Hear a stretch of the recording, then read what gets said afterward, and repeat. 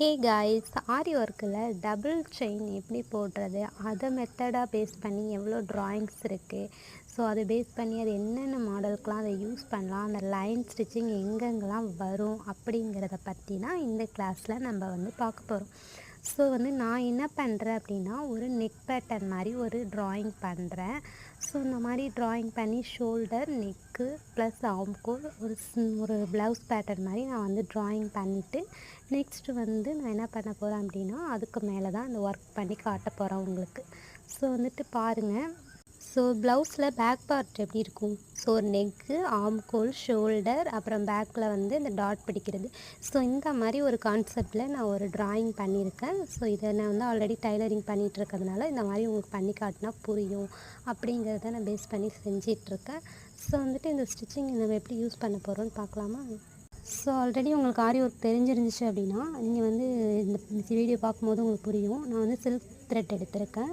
Silk thread எடுத்து அதில் வந்து நான் செயின் வந்து கண்டினியூவாக போட்டுகிட்டே வரேன். ஸோ வந்து செயின் கண்டினியூவாக போடும்போது அந்த ரவுண்ட் ஷேப் ஃபுல்லாக நீங்கள் வந்து செயின் போட்டுகிட்டே வரணும். ஸோ போட்டுகிட்டே வந்து அந்த ரவுண்டில் வந்து கரெக்டாக இதே பா neck, you neck, we neck அப்படிலாம் நிறைய நெக்ஸ் இருக்குல்ல.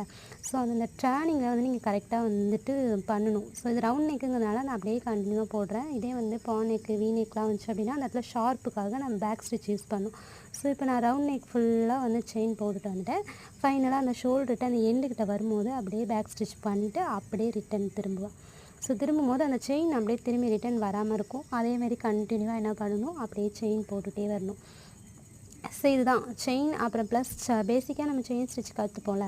ஸோ டபுள் செயினுங்கும்போது அது பேக் ஒரு செயின் சிங்கிளாக போட்டுட்டு மறுபடியும் அதை பேஸ் பண்ணி பக்கத்துலேயே ஒரு செயின் போடும்போது அது டபுள் செயின் ஆகிடும்.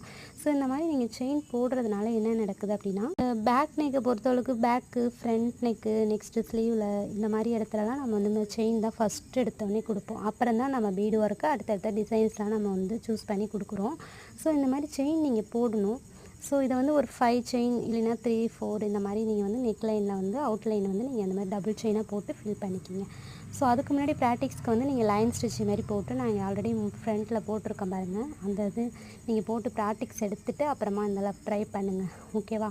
ஸோ இது ஸ்மாலாக குட்டி நெக் இருக்குங்கனால கொஞ்சம் ஈஸியாக போட்டுட்ருக்கேன். உங்களுக்கும் ட்ரைனிங்காக ரொம்ப யூஸ்ஃபுல்லாக இருக்கும். இந்த மாதிரி ட்ரை பண்ணி பாருங்கள். ஃபைனலாக வந்து நீங்கள் எங்கே முடிக்கிறீங்களோ அதே இடத்துல எண்டு நாட் போட்டு நல்லா டைட்டாக எண்டு நாட் போட்டுருங்க. ஒரு டைமுக்கு டபுள் டைம் கூட எண்டு நாட் போடுங்க, ஓகேவா? அந்த மாதிரி நீடில் அந்த த்ரெட்டு தூக்கிட்டிங்கும் போது நீடில் வந்து உள்பக்கமாக விட்டு மேலே அப்படியே நீங்கள் வந்து எடுத்துட்டிங்கன்னா உள்ளே போயிடும். ஸோ வந்துட்டு இவ்வளோ தான். ஸோ இந்த மார்க்கரெல்லாம் நான் வந்து மார்க் பண்ணதுனால கொஞ்சம் டிஃப்ரெண்ட்டாக இருக்குது. மற்றபடி எப்படி இருக்குதுன்னு சொல்லுங்கள். இது பிடிச்சிருந்தா